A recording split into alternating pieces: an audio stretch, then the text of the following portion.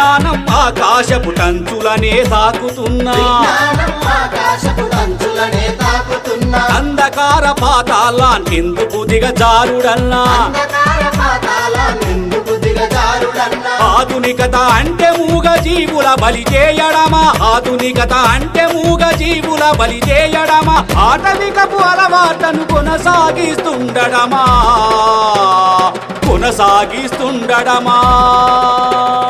మహాకరుణ యాత్ర ఇది మహాకరుణ యాత్ర